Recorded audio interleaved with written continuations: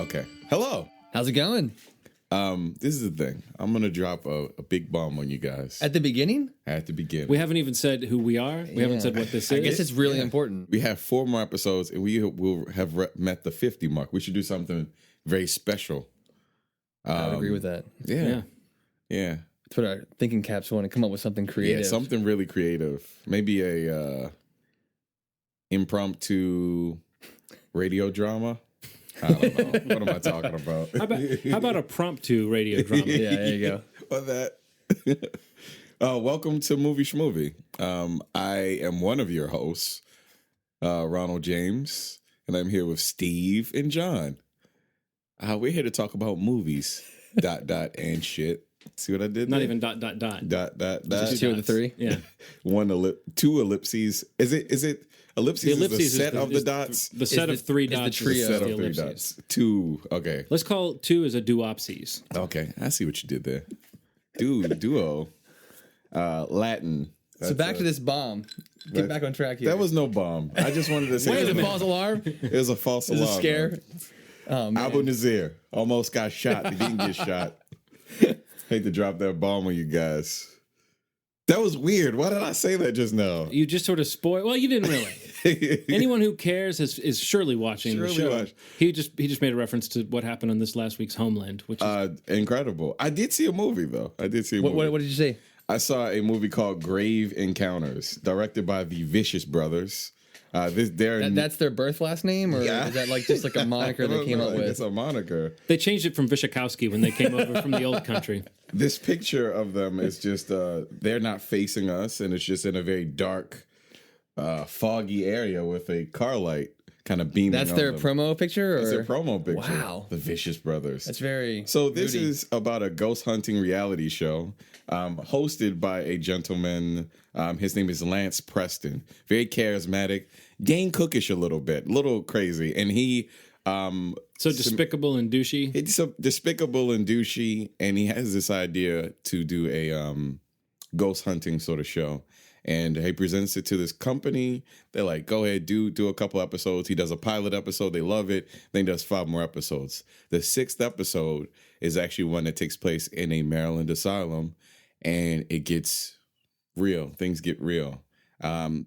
So the premise is they lock themselves in the building, and they kind of stay there for 24 hours where they, kind of record the activity. And something you find out reasonably early into the movie is that he likes to kind of add his own little spin on it, pay people to say things, and create sort of like, So he sort of suspense where there's no stages suspense. his stages realities things. a bit. And as they walk around the building, really weird things start to happen, and it kind of takes shape from there. It's a decent movie. I mean, I'm really tired of a certain type of found footage movie, but it's a solid movie. If you're at home and need something to watch, this is a pretty solid movie. Grave Encounters. Yeah. Yeah, very easily confused. very easily. That's a great segue, actually. I'm gonna jump in here. Oh, you're going to segue with I'm that? gonna 'Cause segue I was that. actually going to segue with that, too, in a sense. Weird. I was What were going you to gonna say? Well, I was going to say that Sinister was a movie There you that go. I really wanted to be good. There it is. You read my mind, John Walker. Anytime you start off that way. I mean, I believed it might be good. I mean, this isn't a sequel to something. It's not a remake. And I think I really was rooting for it to be special and different and apart from the herd. Me too. It didn't fall apart completely, but the things that were supposed to be scary towards the end of the film almost played as comical or sort of... Yeah. But if you talk about the build-up and if you talk about the setting and the characters, there were definitely moments where this movie... It kept making me go, well, all right, maybe they got a little something, or maybe kept they you in. Yeah. Yeah, I had a lot of build up for Sinister.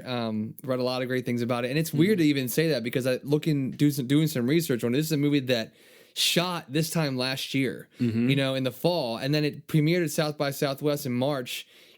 Basically like 7 or 8 months later, and was like getting incredible buzz. Yep. And everything I read about it was amazing. Referencing, other, I think some people talked about like Paranormal Activity and Insidious and horror films of the recent 5-6 years that have been successful both critically and commercially. And I'm just like, okay, great. Another really good movie that I can go to around Halloween. They're going to release it around Halloween. Yeah. And it's coming out, it's out now, a couple weeks before Halloween. And as a horror buff, you're always looking for something that's legitimately good. Yes, absolutely. And I think maybe later this month we're gonna do a whole Halloween themed episode where we talk about horror movies that are actually really good. But but today, unfortunately, we're talking about one that's not horrible. It's not like at all. a C. It's like that's what I was telling Ronald before you got here, which is in a way worse. But I don't think so. I still think there's I came down in my mind to the question of would I recommend it to someone? Right. My thought was, if someone's a fan of horror, I don't think anything I would say should stop them from going to see this on a Friday night. Or, I mean, if you're going to see a horror film at the theater, this to me is no worse than a lot of things that come out around this time of year. It's just, it felt so, I don't know. It was just mediocre. I mean, I think that's the sum total of it was that it was mediocre. Sure. And I mean, this is a story, just to kind of give some background on this, is Ethan Hawke's in the film. He plays like a true crime novelist who moves into the home where a few years prior, a family was murdered. They were hung in their backyard from a tree. It's literally like the first shot of the movie. Yeah, it's what you jump into with you don't know what the villain is right at first. So I was honestly watching that film going looking all around the screen going, yeah, me too. Looking for details. And a lot of the trailers actually reference the character in the film that is made to, that is our cause, our villain or our, I don't know, supernatural force, whatever it might be. The trailers, you do see shots of it. So if you don't know what it is going into the movie, I think you kind of, in the first act, you kind of get into what is happening, or maybe not the explanation of what's happening, but what's at work. Right. It's not just this true crime thing that this guy thinks he's getting himself into to write this novel that's going to bring his career back and be the paycheck he needs to get his family where they want to be in life, and things like that. Yeah, there's a supernatural element. Did he know that this took place in the house before he moved in? Ethan Hawke he knows he's moved his family to this house where this event happened.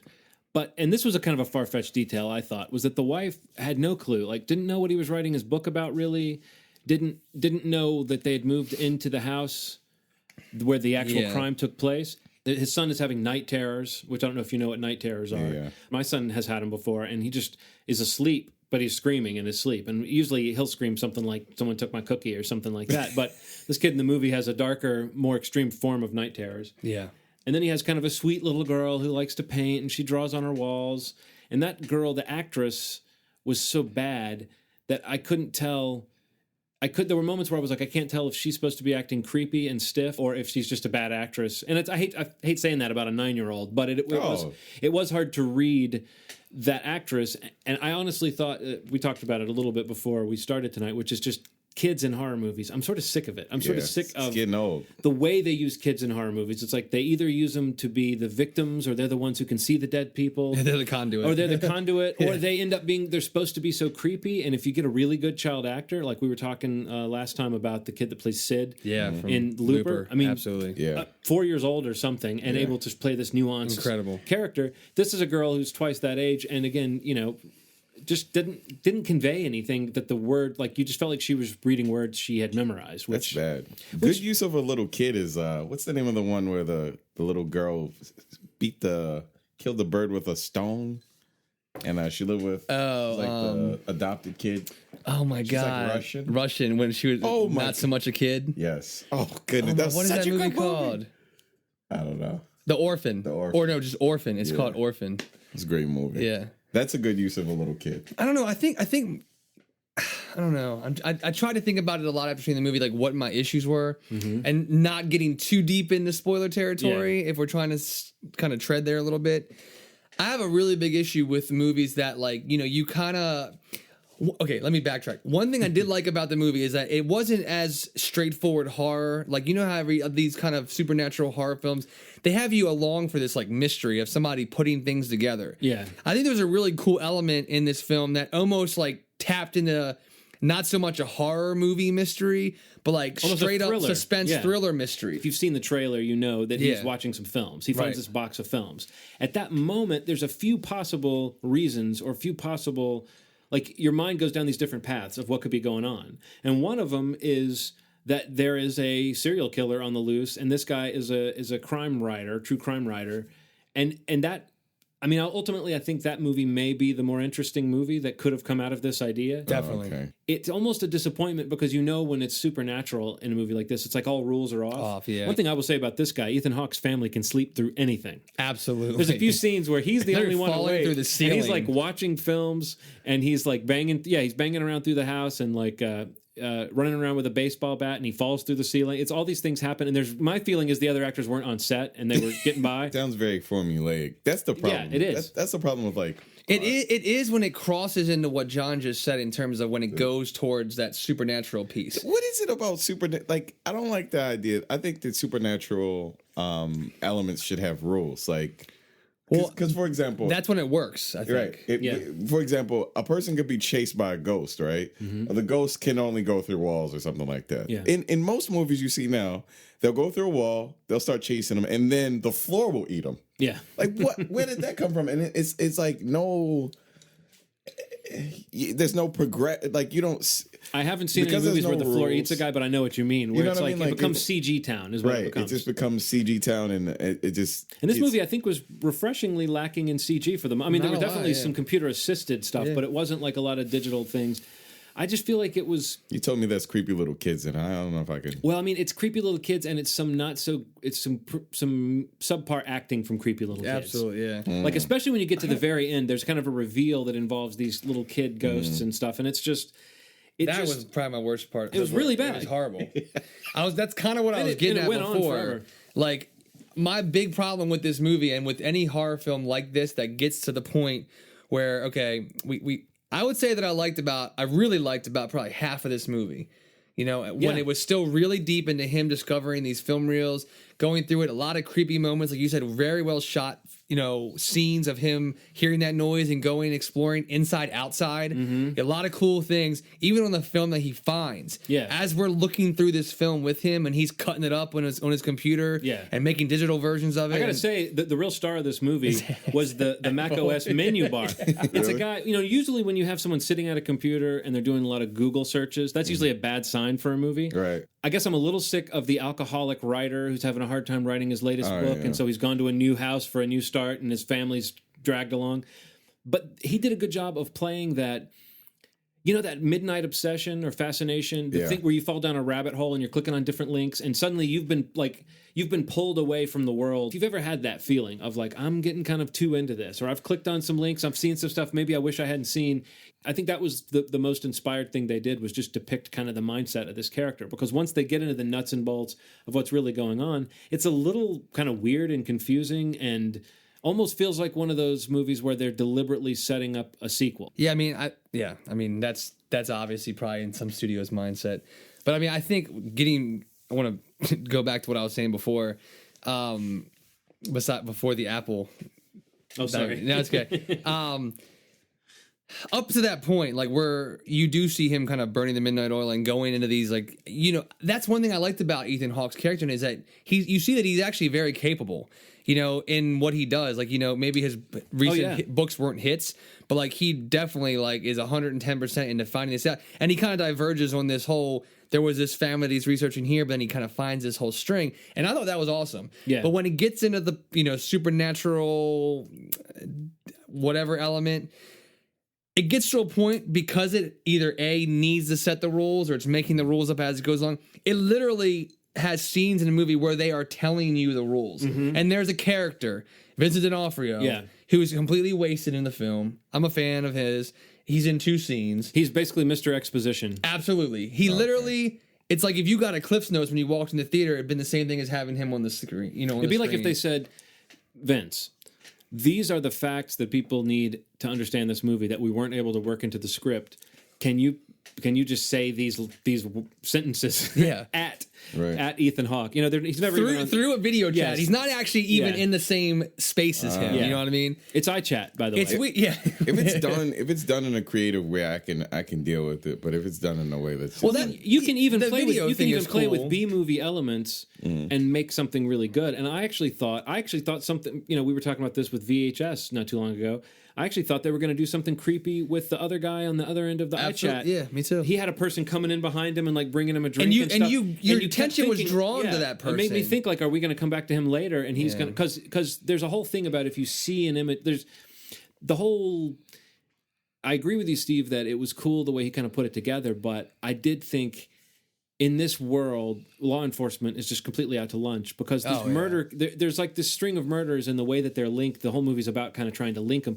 It just is so far fetched that nobody would have, found the links that we're able to see in this movie. But yeah, Vincent D'Onofrio, you see him pop up and there's a party that goes like, "Hey, D'Onofrio," and then gone. Yeah, I mean, he's in 30 one minutes. scene and then he's maybe in another scene, and each time he's there, every line he has is like explaining.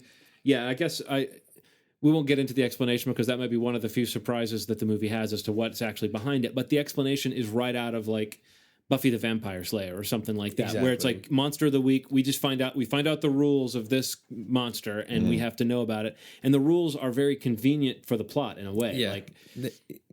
Yeah. I don't know. That's my biggest issue with the movie. And I think of films like, last year, or the year before, like Insidious, one of the movies that I recently one of the movies you liked and I didn't like. I was a big fan of Insidious for a lot of the reasons why I did not like the last act of this film. What the end of this film did a lot wrong. I kind of liked. Well, I think the end of Insidious took some chances in the last act. I don't think that I didn't find that to be overall successful either. But Insidious had one of those images that stuck with me.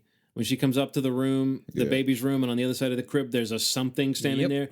That image is burned into my brain forever. I just got cold chills when you said that. I'm not going to lie to you right now. And I saw that with a friend of mine who's a fellow horror buff, and he's, you have one of those friends that they're more critical than you, and so you kind of enjoy things together, but there are times when you're both kind of hating on something, but in the back of your mind, you're going, but there was that one part that was really good. Even he agreed, like that part, he was like, that thing in the room. And then the idea, and I feel like maybe we're getting into some of the same things that bugged me about this movie, is that in Insidious, there's the whole bit where she's on the baby monitors. And there's a voice talking to her. And it's like, I know that if I heard a voice on the other end of the baby monitor, I would run to the baby's room. Yeah. But Moira Kelly kind of walks around and goes, "Hello, who's there? What's going on?" It's not the way you would act. And I feel like in this movie, they try to provide a reason, in Sinister, they try to provide a reason why Ethan Hawke doesn't just call the cops the second he finds those videos. Yeah. And it's a half-baked reason. It almost works, but I kept finding myself thinking, call the cops, call the cops. Call the cops. And then he actually ends up leveraging one of the cops too. And I will say, if there's anybody who kind of saves the movie, or if there's a character interaction that makes the movie kind of fun, James Ransone James Ransone, Baltimore Zone. He went to my high school college. Ziggy, that's what I wrote in my notes. Ziggy Sabatka from The Wire, and he also was on Generation Kill. He's been in a lot of. I've never watched Generation Kill. He was great in this. He was really great. Yeah. And he was. I would say, even taking some dialogue that could have been clunky, he kind of plays like the dopey deputy. There are people moving around in my house. That's why you can hear the floor creaking. Horror movie that was sounds. Element. Yeah, I know. It's like we brought in I have a horror movie sound effect CD playing upstairs. He's a gem in the movie. Like he is a highlight, and I think he's good in everything I see him in. A lot of scenes are played for laughs. Even a mediocre horror movie can bring up that sense of dread, and the fact that you just like to see two characters having kind of a warm relationship. And Ethan Hawke's character is messing up his marriage, and he's failing as a father, and he's doing all these awful things. But here's a guy who'll kind of talk to him. I'm sorry, go ahead. How's the crowd reacting to it? I guess. Yeah, I mean, I think it was probably an average, above average horror film crowd. That's why I was saying I wouldn't recommend someone not go see it. If you're a horror movie fan, you might find enough enjoyment. And plus, 90% of horror movies you go see are kind of crappy anyway. That's what I told my girlfriend after seeing it. I was like, "How was the movie?" And it's better than most. Is all I could think of. Like a lot of films that I've loved recently that are horror films, which we'll talk about in a couple episodes from now, but are standouts, and they're the ones that are in that better than most category. But they're like the best of the rest, I guess. But this is better than most of those films, like House at the End of the Street or whatever, all these movies that came out in the past like 2 months that just I've heard were horrible. I didn't even spend time going to see, but it's got some moments. I think there are a couple scenes, like the one scene that stands out with me that it doesn't get me like that Insidious scene that you were referencing, but it's one of the films that he's watching. Are you going to talk about the a yard implement? Yes. I have that jotted down as if there's an image I can't unsee. That is it. That is it. And that genuinely kind of creeped me out. Just think yard work. Ronald. If you do see the movie, when you get to the scene where some yard work is being done, you might be that might be burned onto your retinas forever. Right. Want to prepare yourself. There's a couple of scenes where he goes to kind of see his daughter to bed. He's kind of tucking her in, and he's in a room, and he says goodnight to her, and he turns off the light. And it's the whole issue in this thing is they live in kind of a new situation. It's a little bit scary. The kid's having some trouble adjusting.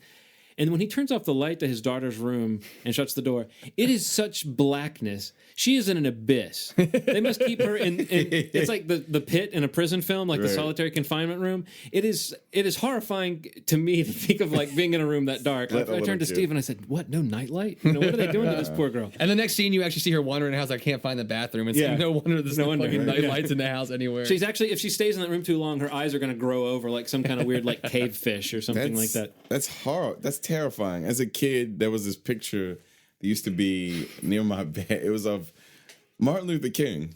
And for some reason, when the light hit this thing, it looked like somebody was in a bed with like I don't know, spirits coming out of his mouth, and it scared me. Like I started to There was like a 10-year period where I just didn't like Martin Luther King because of that. I was terrified. Wow. The whole idea of it scared the shit out of me.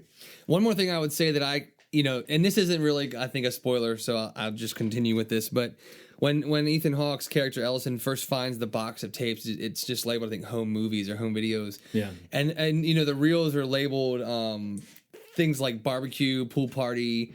I forget what the other ones were, but and you almost say like these are videos. You don't know at that point, which is a part of the discovery that I really liked, that these are videos of the family of the house that he's moved into. Oh, You were like, oh, this is a video, maybe a box that got left, and this is their videos. And then you start to see the dates, and you start to see the actual footage as you're watching it with him. And the way they actually handle that, and you see what's actually on these tapes, it's kind of creepy and messed up. And I think that the titles of the reels are actually pretty clever. It almost becomes like a gag, because in the end we get to see a new film added to the box, and we see how it applies to it. Really is a stampede going on upstairs. It really will add to. I'll throw in like some clanking chains and some ghost noises or something like that. Some organ music, a distant organ. Like, the way the score to a horror film is, a lot of times it's like atonal, or it'll be weird rhythmic things. Or I found myself throughout this movie not being able to tell if what we were hearing on the soundtrack was a sound effect or part of the score. It was odd. I mean, mixed in with him hearing like bumps in the night would be these weird soundtrack moments, and it was like he was walking around the house going, where is that horror movie score coming from? Right. And the other thing was, I noticed that the music swells, the music builds in intensity. The guy's walking around, he's building, he's looking around, doesn't see anything, the music stops. You can bet that's when the scare is going to happen, after the music stops. They build up to a moment of tension, it gets quiet, and that's when there's a scare. Yeah. And I also think we should give it props for just being a found footage movie where a guy literally finds some footage. Yeah. It's literally about a guy who looks in his attic and finds some footage. I was thinking about this. Do you think there's like a limit? I don't know how else to explain this. Sometimes I watch horror films that are like pretty consistent in terms of how the aggression is towards scaring someone. And then there's ones like these where it's paced out a little differently. Yeah. You think it's like an intentional thing by the director to make it like that? Like sometimes I watch movies and like it scares me because there's so many scares. Like it's like the pace of it is erratic, and because of that, it's easier to be scared. And even the false scare thing scares me more than the actual scare, because I have a pause. Yeah, and you're like, all right, something should happen, and that's why they do. And it. They'll walk away, and then it's like, doo-doo-doo, and then it comes out, and you don't know when. And I like that more than I do think. Kind of to Steve's point earlier, this does play more like a psychological thriller for a large part of the running time, and that might be why the ultimate disappointment of its ghost rules. If we all need Vincent D'Onofrio to pop into our lives on an iChat every now and then just to explain to us what's going on. Right. But that was the problem. He was very available too. He sent them an email and started an iChat like in the same scene. I wish we had that option. Right, just. The other thing I kind of wanted to just throw out there is, and this is kind of one of those little pet peeve, little nitpicky things, but do you notice, okay, so this movie took place in 2012. 10 years ago is when he wrote his big book. The videotapes he had of himself doing like book tours to support his big book look like they were shot in like 1982. Yeah. And it's like it's a box of VHSs. And I was doing the math. I was like, 2002. I had a DVR in 2002, and I'm not even like bleeding edge tech, you know. But whatever. I mean, they kind of do set up this idea of the writer or the creative person and kind of how selfish he has to be. And if the movie got any real juice for me, because it's, I mean, as someone who tries to do a lot of creative stuff, you do sometimes feel extremely selfish when you're basically saying, all right, see you guys later. I'm going to come down here to my weird cave. I might, you know, I'd probably still recommend it. I mean, because again, I feel like it's probably better than most of the crap that comes out like maybe 2 months before this movie does. That's fair. So you say in general, my moral or my one liner for this movie is it's better than most horror films. Okay. So if you're a fan of horror, I'd say check it out. It's kind of a sad statement about modern horror in a way, but I know what you're saying. Sure, but I mean, we have to watch what we are given, you know. So in comparison, I'd say if you're a fan of the genre, I'd say it's worth a shot. Cool. So Ron, when are you seeing it? I'm probably not going to see it. I know how you love horror movies. Little bad kid acting. Yeah. If that's a pet peeve of yours, stay away. Yeah. That's actually one that I'm probably going to see within the next day or so. I might actually watch it tonight, and that's Chernobyl Diaries. I guess I'll talk about it next. Yeah, I have. I'm actually curious about that one. Yeah, maybe we can all agree to. There's little kids involved though, so. Are there little kids? Yeah, in Chernobyl Diaries? there's a scene where they're like in a dark area, and there's like a little kid scurrying around. You know what? I'm fine if there's a little kid, I'm fine with that. But if I hear another distant, echoey laugh of a child in a horror movie, I'm just going to quit the genre altogether. It's going to stop. Well, I think it's going to wrap it up. Yeah, thanks for listening. Hit us up on the site, movieshmovie.net. Yeah, the ghosts upstairs are still moving around. Thank you very much for your guest appearance up above. Movieshmovie@gmail.com, iTunes, of course, and also on Mixcloud. Subscribe, rate, share, do whatever you can through Facebook if you like us. If you're listening to this one, you can go ahead, prepare for next week, go see Argo. Yeah. And come back for, the Argo discussion. We're going to talk about it. We're going to talk the shit out of this movie. With Ben Affleck. Cool. Well, until that episode, thank you guys for listening as always. You've made our day, and I'll talk to you soon. Bye.